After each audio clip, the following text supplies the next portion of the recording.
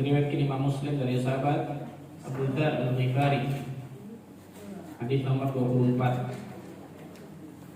Kita baca hadisnya. An Abi Dzar Al-Ghifari radhiyallahu anhu, dari Abu Dzar Al-Ghifari, semoga Allah Azza wa Jalla meridainya. Abu Dzar sudah kita lewati di nomor hadis 18. Namanya siapa, masih ingat? Saya kasih hadiah kalau tahu. Kalau masih ingat saya kasih hadiah. Umroh gratis. Bayar sendiri-sendiri.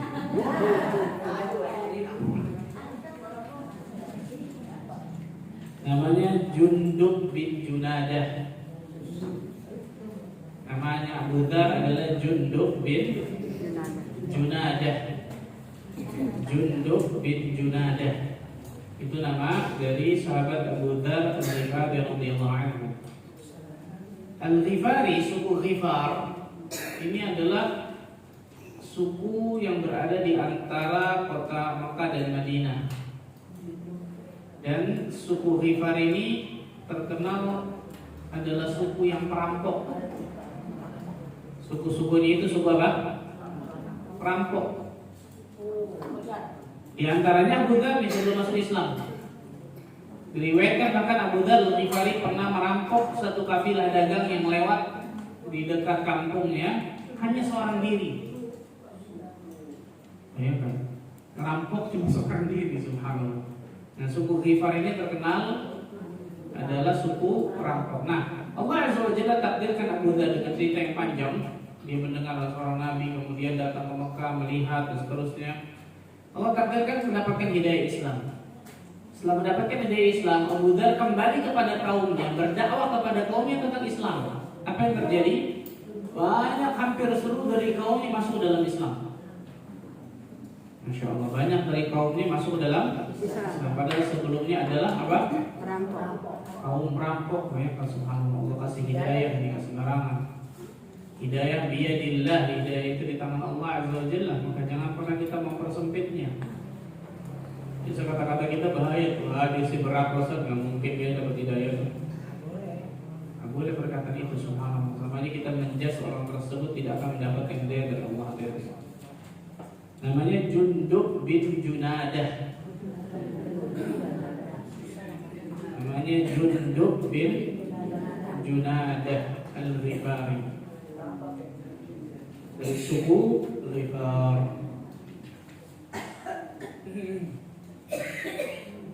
Di antara as-sabiqun al-awwalun, di antara sahabat yang awal-awal pertama-tama masuk Islam ini, Abu Dzar Al-Ghifari.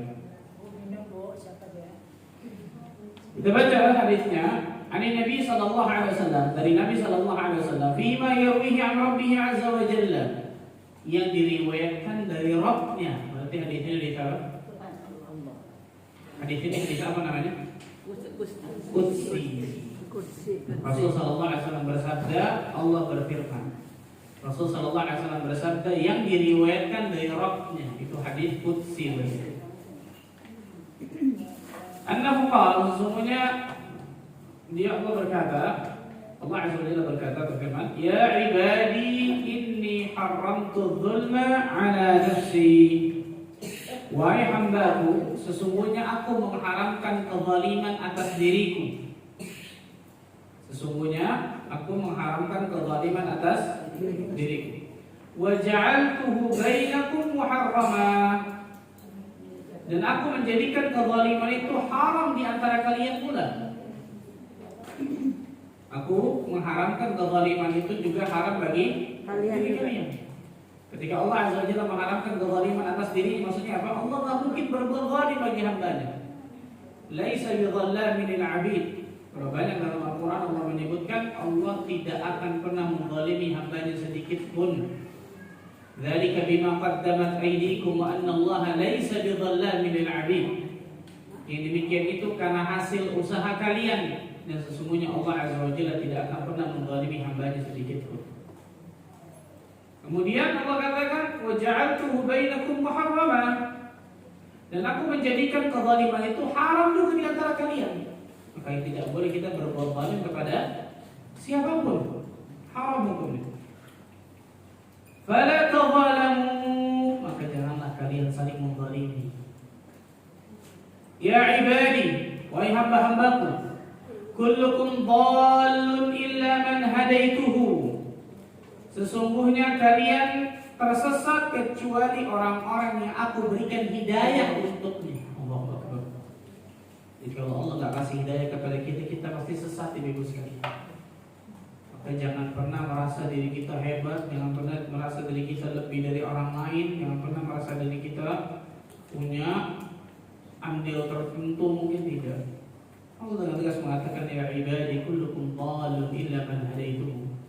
Wahai hamba-hambaku, kalian semua tersesat pada hakikatnya, kecuali orang-orang yang aku berikan hidayah kepadanya. Fastahduni ahdikum, maka mintalah hidayah kepadaku, aku akan berikan hidayah kepada kalian. Allahu Akbar. Minta hidayah kepadaku, maka aku akan berikan hidayah kepada kalian. Ini menunjukkan hidayah ini butuh untuk selalu kita minta, bahkan melebihi doa kita daripada rizki. Bisa kita doa yang pertama apa? Minta rizki. Yang kedua minta apa lagi? Rizki. Yang ketiga minta apa lagi? Rizki. Yang keempat minta sehat.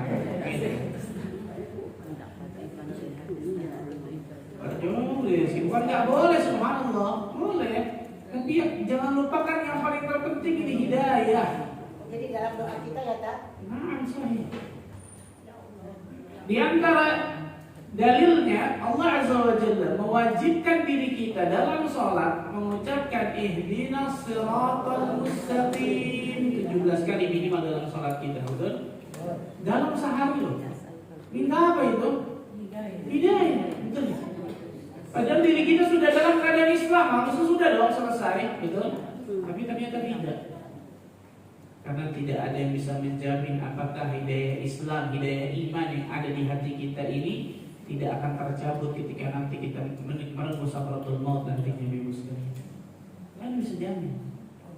Siapa yang akan bisa jamin hidayah Islam dan iman akan terus istiqomah terus, subhanallah, sampai Allah Azza wa Jalla wafatkan diri kita?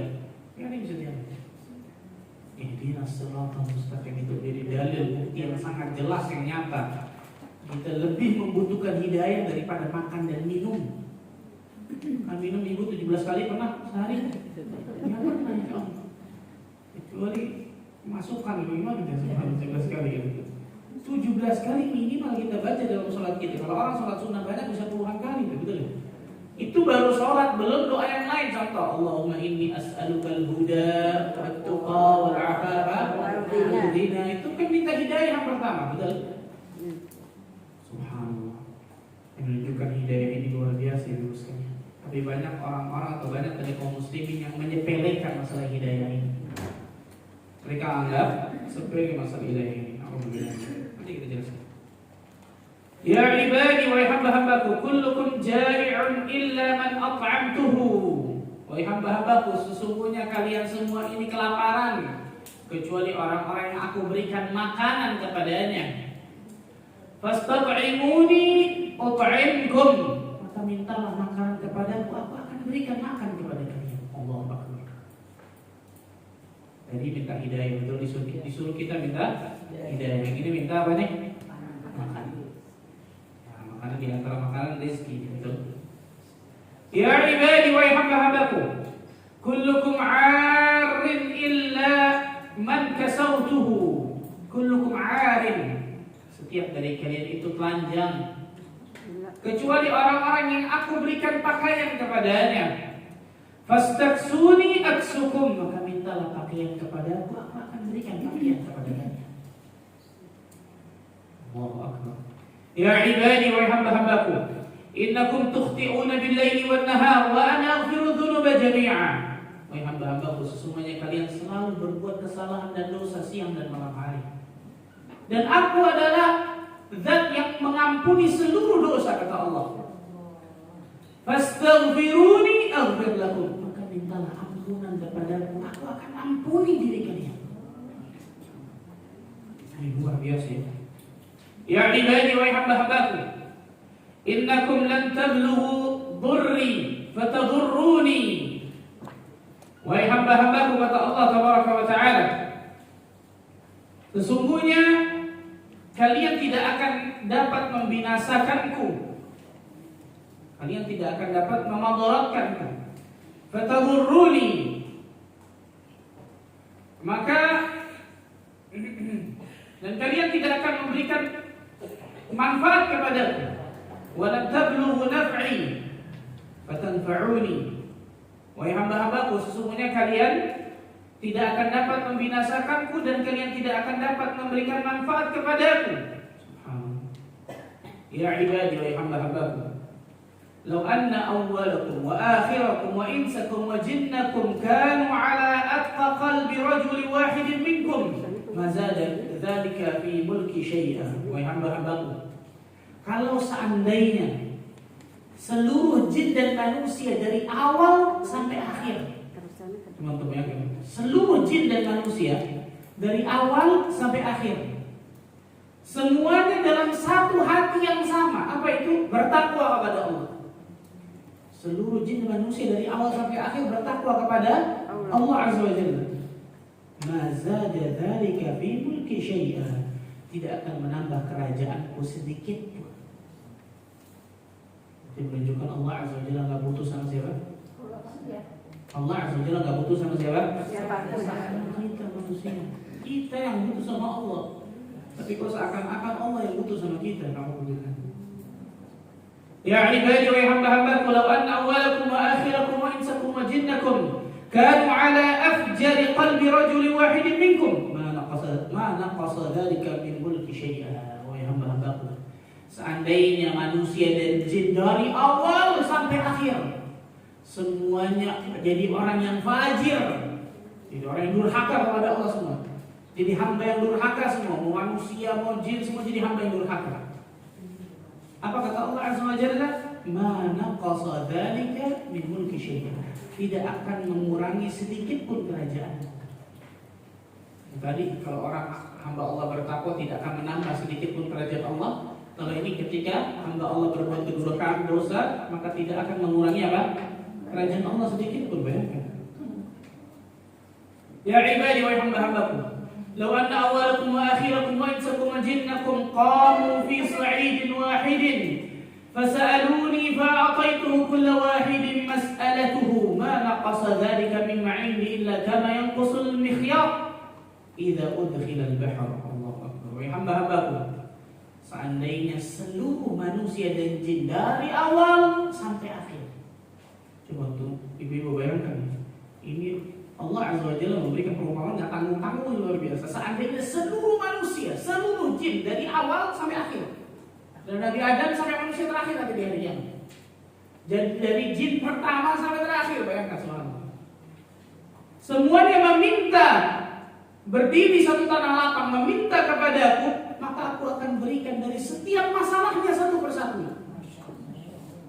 Mana qasa dzalika mimma 'indi illa kama yanqusul mikhyat idza udkhila al-bahr. Dan itu sama sekali tidak mengurangi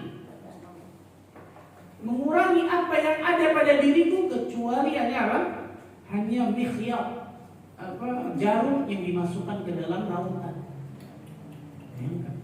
Seluruh manusia, seluruh jin dari awal sampai akhir minta sama Allah dalam satu tempat. Allah berikan semua masalahnya, Allah berikan semua jawabannya, dan itu sama sekali tidak mengurangi ilmu Allah Azza wa Jalla, kecuali hanya apa?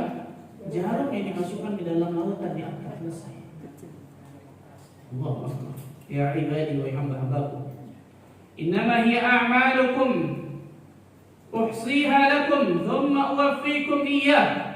Faman wajada khairan falyahmadillah wa man wajada ghaira dzalik fala yalumanna illa nafsah. Wahai hamba-hambaku, sesungguhnya inilah amal perbuatan kalian. Inilah amal perbuatan kalian. Aku catat semuanya untuk kalian, kemudian kami pasti akan membalasnya. Di perbuatan kita di atas muka bumi pasti akan apa?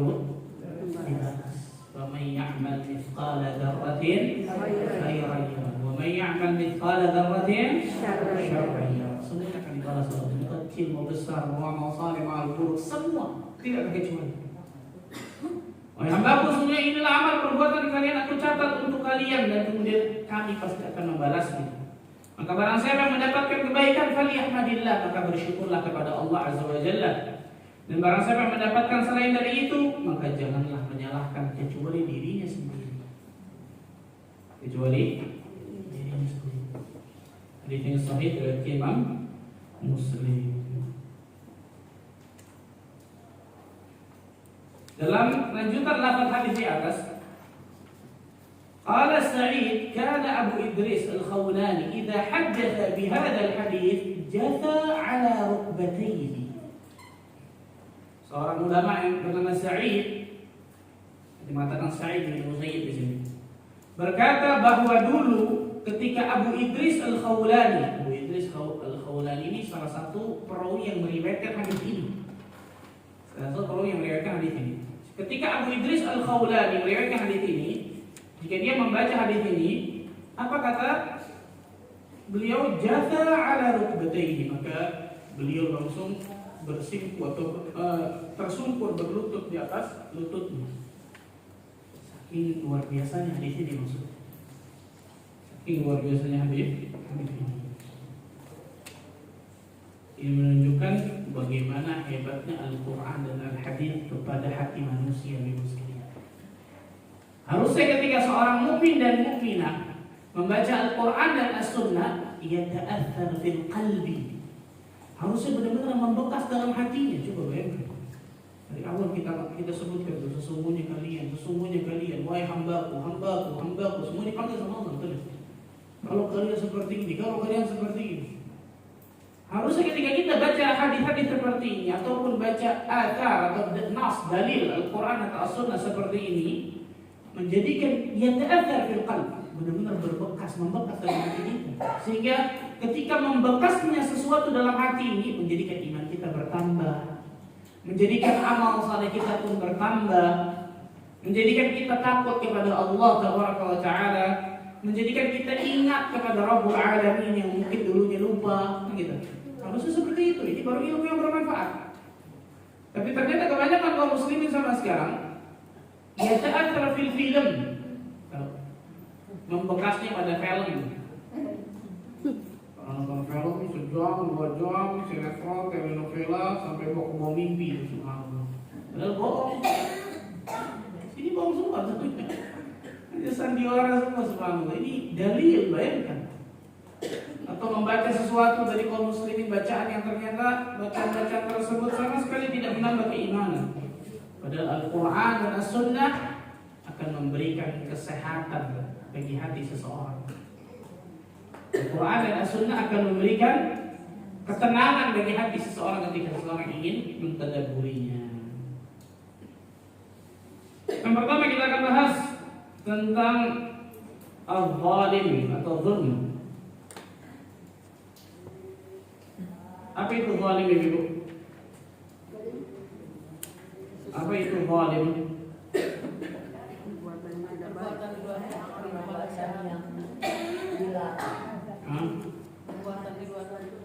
Al-zulm, kezaliman, wada'a syai' fi ghairi mawdi'ihi. Zulm itu, kezaliman itu meletakkan sesuatu bukan pada tempatnya.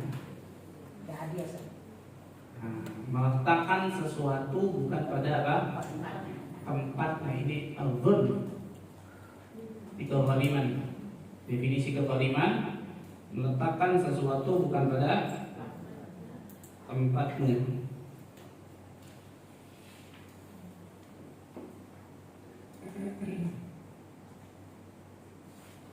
Meletakkan sesuatu bukan pada tempatnya.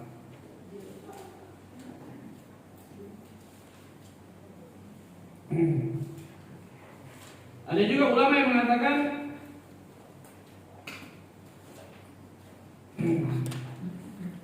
ibarah 'an at-ta'addi 'an al-haqq ila al-batil wa huwa al-jur. Ada juga yang mengatakan melewati koridor kebenaran. Nah, melewati batas kebenaran, melewati koridor kebenaran hingga masuk kepada kebatilan. Hingga masuk pada kebatilan. wal jur, dan itu adalah maksiat. Itu adalah dosa, durhaka.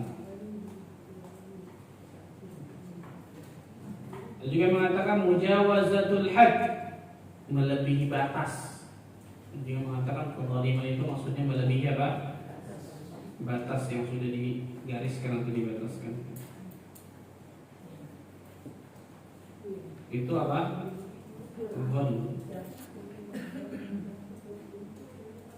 Dan jelas berbuat zalim ini hukumnya apa? Haram. Allah Azza wa Jalla menyebutkan dalam Al-Quran dalam banyak ayat yang luar biasa. Begitu juga Nabi SAW menyatakan dalam hadis ini menyebutkan tahdzirul dzulm, peringatan keras bagi kezaliman. Hati-hati, subhanallah. Di antaranya Allah berfirman dalam surat Hud, surat ke-11 ayat 18. Surat ke-11 ayat ke-18. Tapi Allah Azza wa Jalla melarang dalam banyak ayat yang tadi. Ala la'natullahi 'alal zalimin. Telah ketahuilah bahwa laknat Allah akan ditimpakan kepada orang-orang zalim. Surat Hud juga. Surat Hud ayat 102. Surat 11, surat Hud ayat 102.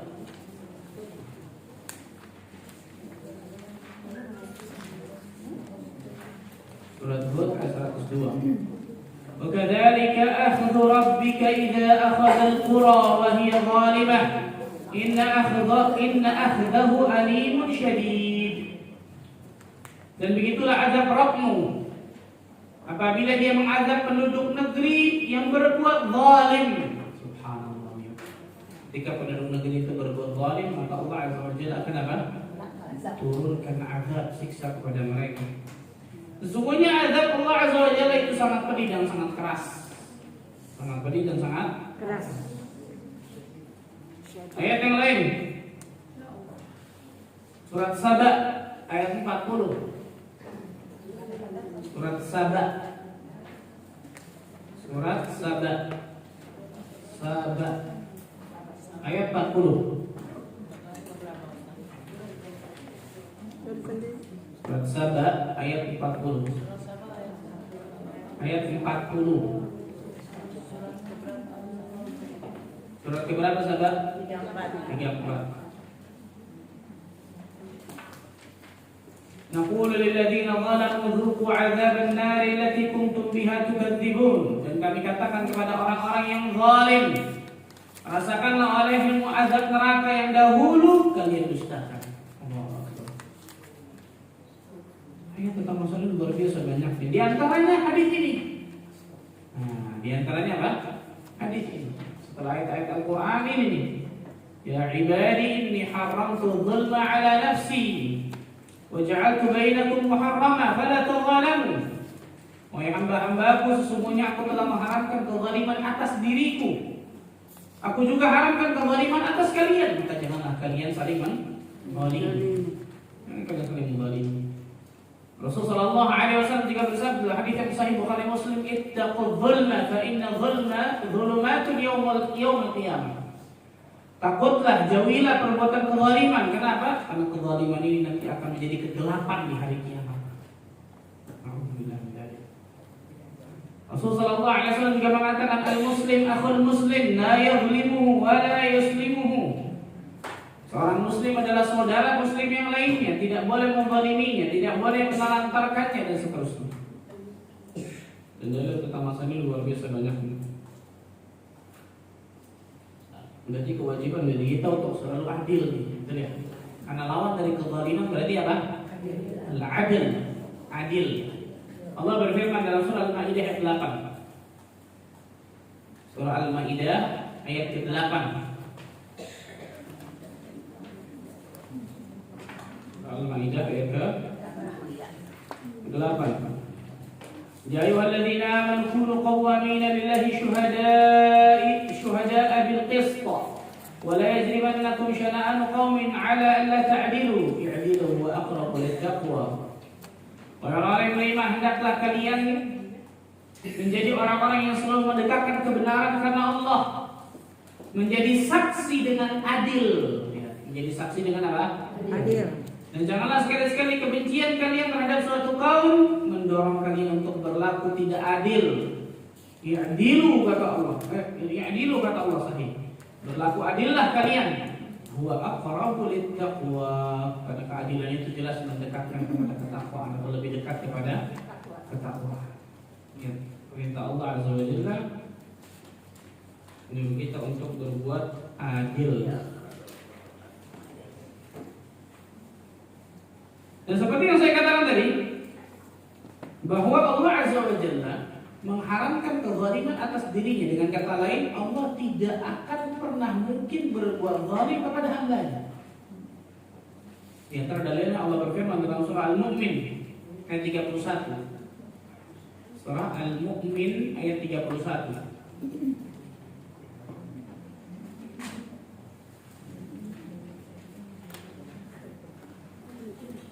Surah Al-Mu'min surat 40. Surah Al-Mu'min atau surat Ghafir sama. Surat 40 ayat 41 ayat 31.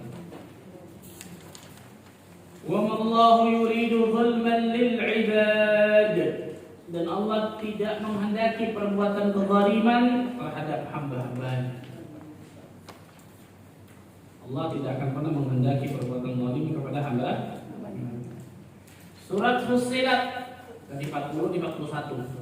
Surat 41 Fussilat ayat 46. Saya sebutkan banyak ayat dan hadis.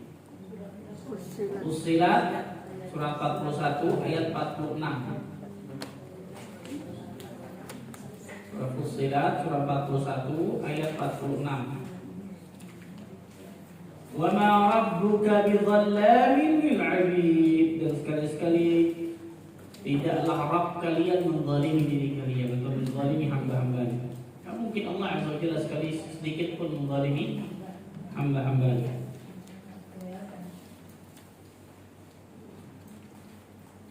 Nah, ini masalah ini banyak luar biasa. Surat Yunus ayat 44, surat An-Nisa ayat 40, surat Thaha 112 dan seterusnya. Ini menunjukkan bahwa Allah Tabaraka wa Ta'ala tidak akan pernah berbuat zalim kepada hambanya. Perhatikan baik-baik.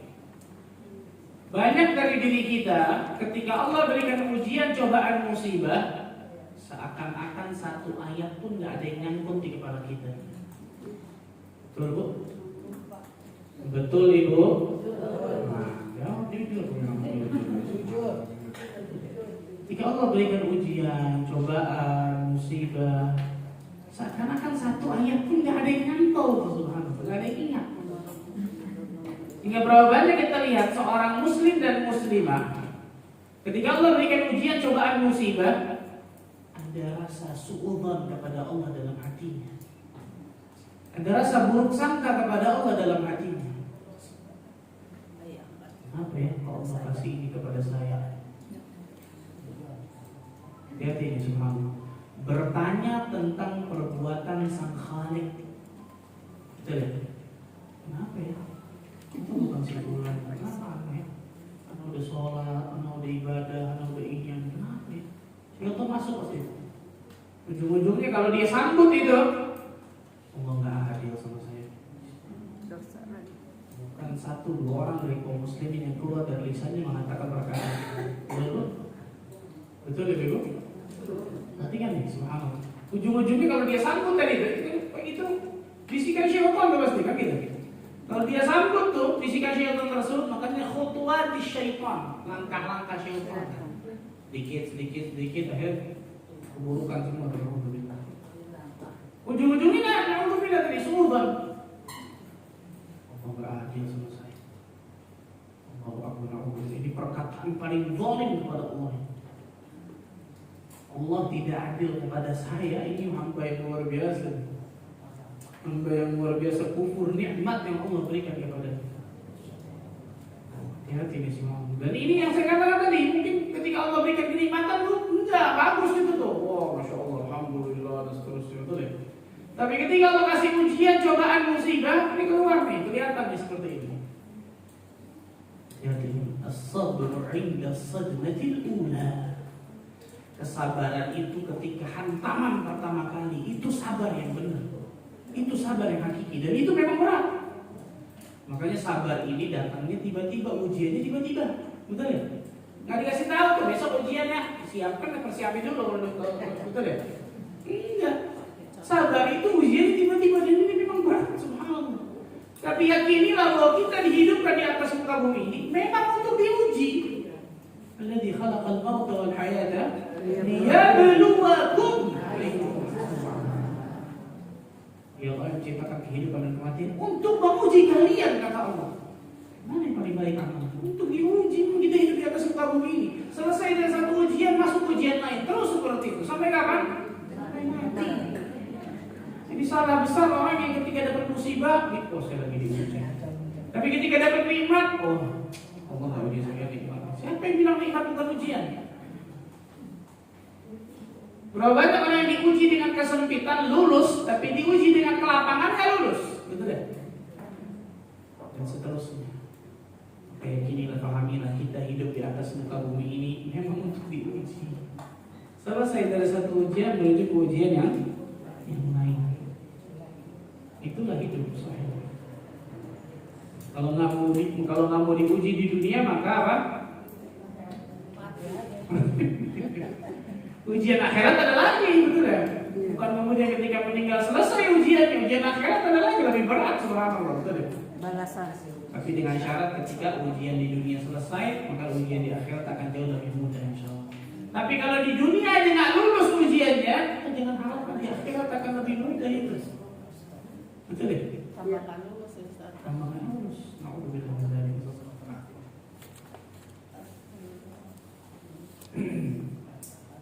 Dan ini disebutkan oleh para ulama tentang masalah ini. Nah, akibat perbuatan buruk dari kezaliman ini luar biasa banyaknya. Di antaranya adalah Allah Azza wa Jalla akan mengkisos orang-orang yang zalim di hari kiamat. Perhatikan. Ini saya sampaikan kenapa? Supaya diri kita hati-hati, jangan pernah berbuat kezaliman kepada siapapun. Kepada siapapun jangan pernah berbuat kezaliman. Dalam hadis yang sahih yang diriwayatkan Imam Muslim, Rasulullah sallallahu alaihi wasallam bertanya kepada para sahabat, "Atadruna manil muflis? Atadruna mal muflis?" Tahukah kalian apa orang yang bangkrut? Siapa orang yang bangkrut tuh? Maka para sahabat mengatakan, qalu al-muflisu fina man la dirham lahu wa la mata'. Orang yang muflis di antara kita nih adalah orang yang enggak punya dirham, enggak punya harta. Ini muflis bangkrut dunia nih, betul ya? Yang dimaksud lagi ternyata bukan bangkrut dunia, tapi bangkrut akhirat.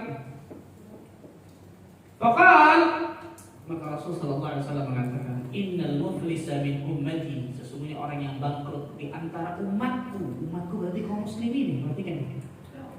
Umatku berarti orang Islam nih, perhatikan. Ya'ti yawmal qiyamati bi salatin wa siyamin wa zakatin. Orang itu datang nanti di hari kiamat dengan membawa pahala sholat, pahala sedekah, dan juga pahala puasa. Sholat, puasa, zakat, sedekah. Ya kan? Wa ya'ti qad syatama hadha, wa qadhafa hadha, wa akala mala hadha, wa safaka dama hadha, wa daraba hadha. Dan ternyata dia membawa dosa juga yang banyak. Dia bawa pahala nih, sholatnya, puasanya, zakatnya, kan gitu. Tapi ternyata dia apa? Mencela orang yang ini, menuduh orang yang ini, memakan harta orang ini, menumpahkan darah ini, memukul orang yang ini dia. Yang zalim kepada manusia berarti ya. Yang zalim kepada manusia. Fa yuqqa hadza min hasanatihi wa hadza min hasanatihi. Maka akan diberikan pahala-pahala yang dia miliki itu deh, pahala sholatnya, puasanya, zakatnya dikasih kepada orang yang dia zalimi.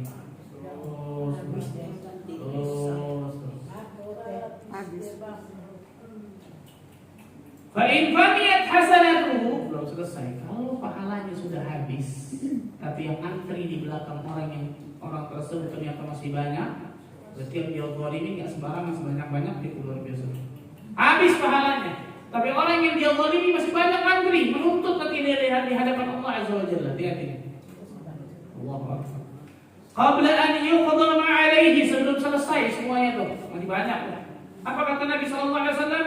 Ukhidha min khatayahum wa faturihat alaihi. Maka akan diambil dosa-dosa orang yang pernah dizalimi, diberikan kepada dirinya, dilemparkan campakan ke api neraka Allah Azza wa Jalla.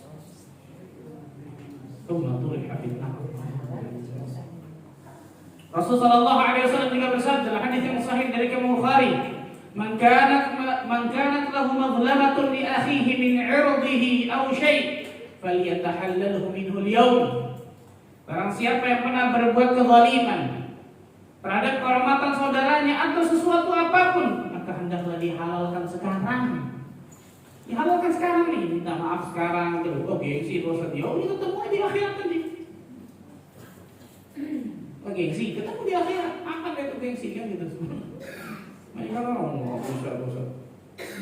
Ini nggak sembarangan masalah ini nih. Makanya dari satu sisi kata para ulama, dosa kepada manusia dari satu sisi ya lebih berat daripada dosa kepada Allah. Kenapa? Dari sisi Allah Maha Pengampun, sedangkan manusia belum tentu memaafkan. Betul ya? Kalau Allah Azza wa Jalla, hatta kita berbuat kesyirikan, dosa besar luar biasa, tapi kita bertobat dengan taubatan nasuha, menjalankan syurut taubat, sebentar Allah bisa ampuni. Tapi kalau manusia, kita menzalimi manusia lainnya, belum tentu orang itu maafkan kita. Dan hak dia kalau menuntut di hadapan Allah nanti loh. Hak dia nuntut di hadapan Allah. Enggak, Ustaz. Saya akan tuntut dia di hari kiamat. Saya nggak maafkan. Hak dia sebenarnya. Tapi kalau kita memaafkan, ada afdal, jelas dia lebih apa? Lebih utama dan lebih besar pahalanya. Tapi nggak semua orang Allah berikan kemudahan untuk bisa apa? Memaafkan. Maka jangan pernah berbuat kezaliman. Jangan pernah berbuat kezaliman. Yatahallalhu minhu al-yawm. Maka halalkan hari ini di dunia. Qabla an la yakuna dinarun wala dirham. Sebelum enggak berlaku itu dinar, dirham, dolar, ataupun sterling, euro, rupiah, enggak ada lakunya sama sekali di akhirat maksudnya. In kanat lahu 'amalun salih, ukhidha minhu biqadri madlamatihi. Apabila dia ada amal saleh, maka amal salehnya akan diberikan kepada orang yang pernah dizalimi sesuai dengan kezalimannya. Wa in lam takun lahu hasanatun ukhidha min sayyiati sahibihi fa humila alaihi. Apabila ternyata hasanatnya kebaikannya sudah habis, maka keburukan dari orang yang pernah dia zalimi diberikan kepadanya dan dia dilemparkan jamaah di neraka. Ini salah satu saja, bayangkan dari sekian banyak ini salah satu bahaya dari kezaliman ini. Dikisos di hari kiamat di hadapan Allah Azza wa Jalla dengan kisos yang sangat mengerikan. Nah, kezaliman ini ada dua macam ini. Nah, perhatikan. Catat baik-baik. Syekh Muhammad bin Shalih Al-Utsaimin rahimahullah taala mengatakan, zalim itu ada dua macam. Yang pertama, zalim yang berkaitan dengan hak Allah. Berarti kezaliman kepada Allah. Perhatikan, yang pertama ada zalim itu bukan hanya kepada manusia, tapi juga bisa kepada Allah. Yang pertama, zalim kezaliman yang terkait hak Allah. Kezaliman terkait hak Allah. Dan yang kedua, kezaliman terkait hak hamba.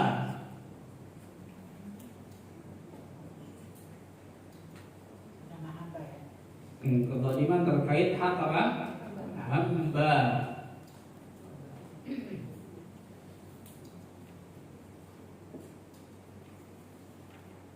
Yang pertama, kezaliman terhadap hak Allah. Yang terbesar apa? Syirik. Qala ya bunayya la tusyrik billah inna syirka la zulmun 'adzim. Ya, Luqman mewasiatkan kepada anaknya, wahai anakku, jangan kau berbuat apa? Kesyirikan. Kenapa? Karena kesyirikan itu kezaliman yang sangat besar. Kezaliman yang paling zalim, kemungkaran yang paling mungkar, keburukan yang paling buruk adalah asyirku billah. Kesyirikan kepada Allah Azza wa Jalla. Seorang hamba yang harusnya beribadah hanya kepada Allah, ternyata dia duakan Allah, dia sekutukan Allah. Dia melakukan kesyirikan kepada Allah Azza wa Jalla dalam ibadah. Ini Ini kezaliman yang paling zalim nih. Hak Allah. Hati-hati. Ini kezaliman hak Allah yang terbesar, kesyirikan. Rasul sallallahu alaihi wasallam ditanya tentang dosa yang paling besar, maka Rasul katakan anta ja'alallahu niddan wa huwa khalaqaka. Engkau menjadikan Allah itu tandingan padahal Dia yang menciptakanmu. Allah yang menciptakan kita, malah kita kemudian apa? Membuat tandingan-tandingan selain Allah tabaraka wa taala. Lalu tingkatan setelahnya dosa-dosa besar. Yang paling tinggi kezaliman kepada Allah syirik, betul ya? Di bawahnya dosa-dosa besar. Itu kezaliman kepada Allah semua tuh, dosa-dosa besar, bahkan dosa-dosa kecil pun kezaliman kepada Allah Azza wa Jalla. Kemudian yang kedua, kezaliman terhadap hamba. Satu kezaliman kepada hak hamba. Biasanya berporos pada 3 hal ini biasanya. Walaupun lebih dari 3 ini ada, tapi biasanya berporos pada 3 hal ini. Kezaliman kepada hak hamba biasanya 3 hal ini. Rasul sallallahu alaihi wasallam mengatakan dalam hadis yang sahih Bukhari Muslim, "Inna dima'akum wa amwalakum wa a'radakum haramun 'alaikum." Sesungguhnya darah-darah kalian, harta-harta kalian dan kehormatan kalian haram atas kalian. 3 itu. Orang biasa, orang melakukan kezaliman kepada hamba, kepada sama hamba biasa 3 ini. Apa? Masalah darah, masalah harta, masalah apa? Kehormatan. Biasanya 3. Lebih dari ini ada, tapi berporosnya biasa 3 ini. Masalah darah, aku bilang min dzalik. Satu ustaz cerita sama saya, dia nyetel TV. Setiap yang disetel acara berita, pasti ada berita pembunuhan. Besok begitu lagi, besok begitu. Seakan-akan darah-darah kaum muslim ini gampang banget dituk. Na'udzubillah min dzalik. Besok kan hari Jumat pas nih. Besok anak khutbah Jumat masalah ini. Rasulullah SAW mengatakan la zawalud dunya ahwanu 'inda Allah min qatli rajulin muslim. Hancurnya dunia dan seisinya ini lebih ringan daripada tertumpahnya darah seorang muslim tanpa haknya.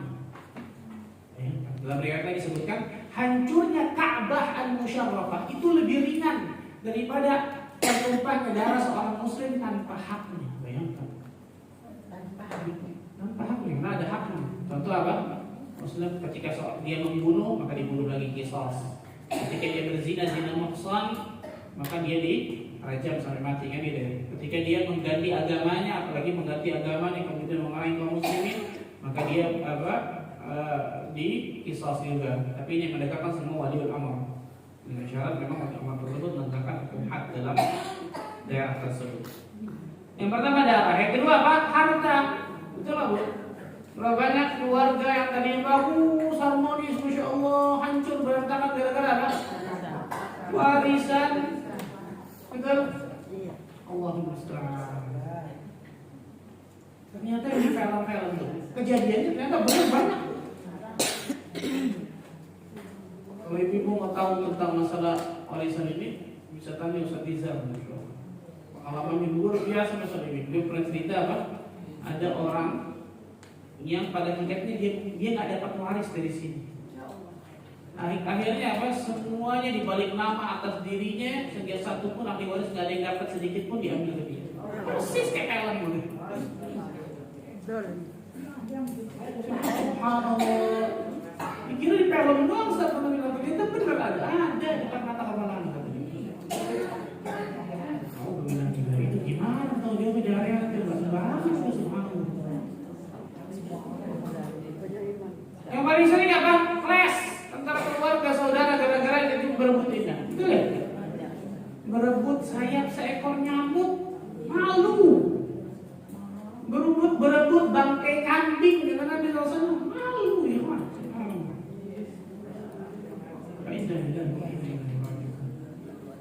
Wa a'radakum, yang ketiga apa? Kehormatan kalian. Ini pun sering. Contohnya apa? Ghibah. Apa ghibah? Gosip. Dzikruka akhaka bima yakrah. Engkau menyebutkan suatu keburukan tentang saudaramu yang dia tidak suka keburukan itu diceritakan kepada saudara yang lain. Asyik kita gibahin orang tuh, tambahin bumbu, tambahin garam, tambahin lada, tambahin apa lagi. Jadi yang sedap, cakep. Udah matang bagus, dimasak lagi, cakep lagi ya kan? Sudah foto. Tambah gosong mana? Ketika ada majelis riba, bukan kita ngikutin tambah sedap, bukan. Ingatkan, nggak boleh. Itu dosa. Itu harusnya bukan memang begitu tuh dia. Ikut nimbrung kayak semut ada gula. Bahkan tadinya di sono lagi ngomong berdua kedengeran. Datang, masya Allah. Ayuhibbu ahadukum an ya'kula lahma akhihi baitan fakarihtumuh. Apakah kalian menyukai ketika kalian memakan daging bangkai saudara kalian yang sudah mati? Pasti kalian membenci tentang masalah ini. Wattaqullah, bertakwa kalian kepada Allah. Innallaha tawwabur rahim. Sesungguhnya Allah Maha penerima taubat lagi Maha penyayang. Ya, Allah tutup ayat ini mengatakan sesungguhnya Allah Maha penerima taubat dan lagi Maha penyayang, menunjukkan riba ini dosa besar. Sembarangan. Ini contoh. Kezaliman pada jiwa, kezaliman pada harta, dan kezaliman pada kehormatan. Ini tiga yang paling sering. Kezaliman kepada hamba yang berporos biasanya pada tiga hal ini paling sering. Dan tadi saya katakan kezaliman kepada Allah yang paling besar adalah apa? Kesyirikan kepada Allah. Kemudian setelah itu dosa-dosa besar yang lainnya.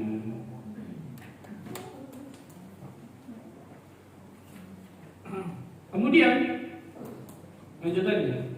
Ya ibadi kullukum dhalun illa man hadaituhu fastahduni ahdikum. Wahai hamba-hambaku, sesungguhnya kalian dalam keadaan tersesat kecuali orang-orang yang aku berikan hidayah kepadanya. Maka mintalah hidayah kepadaku, aku akan berikan hidayah kepada kalian. Di sini berarti kata para ulama, semua hamba Allah ini dalam keadaan tidak tahu arah pada hakikatnya. Kecuali Allah yang berikan apa? Hidayah. Nggak tahu arah. Bayangkan subhanallah. Allah dengan tegas mengatakan, wahai hambaku, kalian semua dhalun. Kalian semua tersesat, nggak tahu arah. Illa man hadaituhu, kecuali orang-orang yang aku berikan hidayah kepadanya. Ini menunjukkan hidayah taufik itu hanya di mana? Hanya di tangan Allah. Hidayah taufik perhatikan. Bukan hidayah bayan atau irsyad. Hidayah bayan atau irsyad contohnya ini penjelasan. Saya jelaskan dari tadi kan gitu. Ketika saya jelaskan dari A sampai Z, ibu-ibu mau terima atau tidak, ada hidayah taufik di situ. Nah, hidayah taufik ini yang biadillah di tangan Allah. Hatta Rasulullah SAW saja nggak bisa. Contohnya siapa? Pamannya Abu Thalib masih dalam keadaan kufur, betul ya? Innaka la tahdi man ahbabta walakin Allah yahdi man yasha. Sesungguhnya engkau Muhammad nggak bisa berikan hidayah kepada orang-orang yang engkau cintai. Hidayah apa maksudnya dalam ayat ini? Hidayah taufik. Hidayah taufik. Karena Allah Azza wa Jalla memberikan hidayah kepada orang-orang yang Allah kehendaki. Hak mutlak Allah Azza wa Jalla. Allah menyesatkan Fir'aun dan Allah jadikan Bilal terompah kedengaran di surga. Hak Allah itu, betul. Allah menjadikan Qarun penghuni neraka, Fir'aun penghuni neraka, Bilal penghuni surga, Mus'ab bin Umair penghuni surga, dan itu hak Allah Taala. Itu semua dengan keadilan dan hikmah Allah. Semua dengan keadilan dan hikmah Allah. Dan ingat tadi, Allah Azza wa Jalla tidak mungkin zalim kepada hambanya.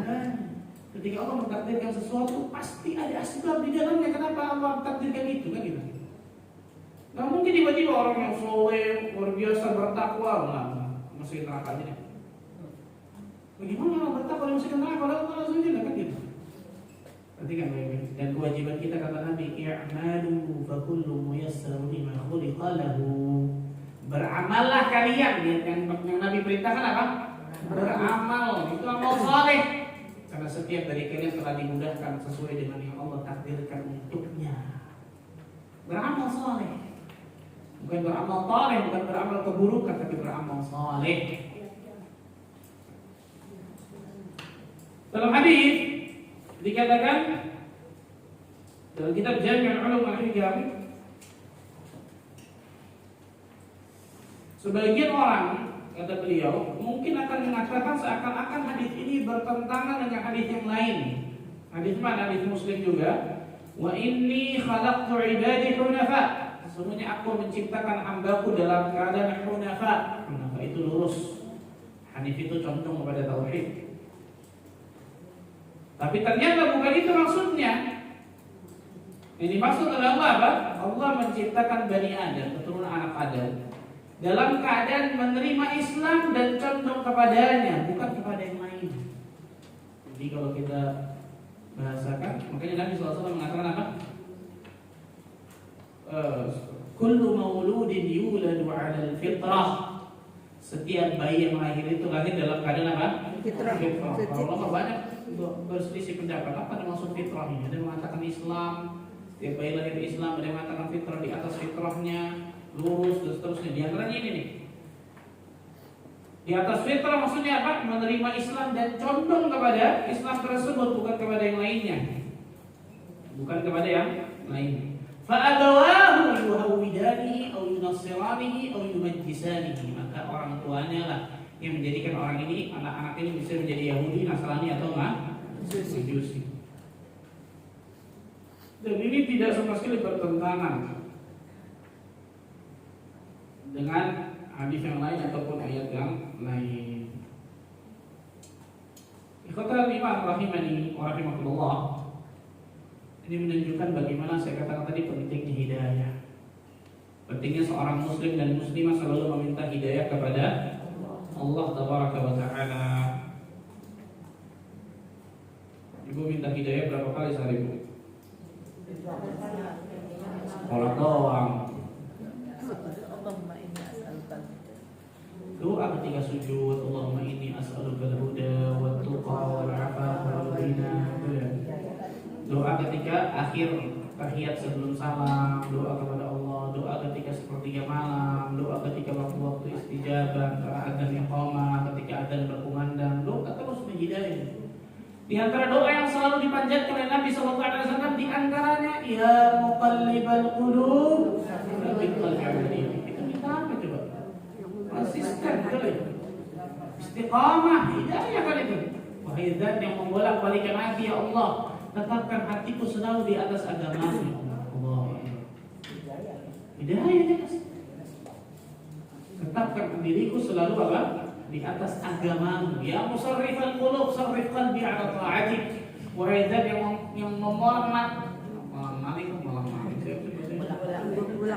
zat yang memaling-malingkan hati, palingkan selalu hatiku di atas ketaatan kepadamu. Jadi muqallibal qulub membolak-balik, ini musarrifal qulub memaling-malingkan. Memaling-malingkan Zat yang memaling-malingkan hati, palingkan hatiku selalu di atas apa? Ketaatan kepadamu, ya Allah. Dan ini kenikmatan besar. Dan hidayah paling nikmat, paling besar yang Allah berikan kepada seorang hamba ketika hamba itu dimudahkan untuk meninggal dalam keadaan husnul khatimah. Itu hidayah ternikmat luar biasa. Hidayah ternikmat adalah ketika Allah Azza wa Jalla berikan kemudahan seorang hamba untuk mengucapkan kalimat tauhid ketika dia dalam keadaan sakaratul maut, husnul khatimah. Ini hidayah paling luar biasa besar, yang ternyata tidak semua hamba Allah berikan hidayah ini. Terlebih dulu, tidak semua hamba Allah berikan kemudahan untuk bisa mendapatkan hidayah yang satu ini, meninggal dalam keadaan husnul khatimah. Salah satunya contoh meninggal ketika mengucapkan kalimat tauhid, itu salah satunya, bukan hanya itu. Bukan hanya itu, lebih banyak salah satunya. Ini kenikmatan terbesar. Rasulullah SAW bersabda, "Innallaha idza ahabba 'abdan ista'malahu." Sesungguhnya Allah ketika mencintai seorang hamba, Allah akan mempergunakan hamba itu. Para sahabat nanya, "Ya Rasulullah SAW, kaifa yasta'miluhu?" Wahai Rasulullah SAW, bagaimana Allah akan mempergunakan hamba itu? Apa maksudnya? Yuwaffiquhu li'amalin salihin qabla mautihi. Allah akan memberikan taufik, hidayah kepadanya untuk dia beramal saleh sebelum dia meninggal. Berarti sebelum dia meninggal amalannya amal apa? Semua, Masya Allah. Allah, itu kenikmatan besar, Masya Allah. Syekh Muhammad bin Shalih Al-Utsaimin rahimahullah ta'ala, ketika beliau meninggal sakit di rumah sakit, seorang murid ini seperti seseorang ketika nazar, seperti seseorang sedang ngajar. Karena beliau dari umur 25 tahun kalau nggak salah. Dari umur 25 tahun sampai umur 60 tahun lebih ngajar hidupnya. Ngajar. Seperti orang ngajar. Kalau ngajar biasanya dia ngajar, muridnya seperti orang ngajar. Man 'asha 'ala syai' mata 'alaihi. Barang siapa yang hidup di atas suatu kebiasaan, maka biasanya Allah akan mewafatkan daripada apa? Kebiasaannya tertentu, kebiasaannya tersebut. Itu kebiasaannya ngapain? Pegang sobek, masak. Kalau masaknya niatnya karena Allah, bagus, juga dapat pahala. Jangan masaknya ke rumah. Nah, masaknya sambil ngibahin orang, ingat Allah. Tapi kalau masaknya dengan niat, mudah-mudahan ini menjadi apa? Amal saleh seorang istri, amal saleh seorang ibu kepada anak-anaknya, dapat pahala insya Allah kan gitu. Ada syai' mata 'alaihi. Barang siapa yang hidup di atas suatu kebiasaan, maka biasanya Allah Azza wa Jalla menafatkan pada kebiasaannya tersebut. Sampai sini dulu, masih panjang insya Allah pembahasan hadis ini. Allah, kita akan lanjutkan pada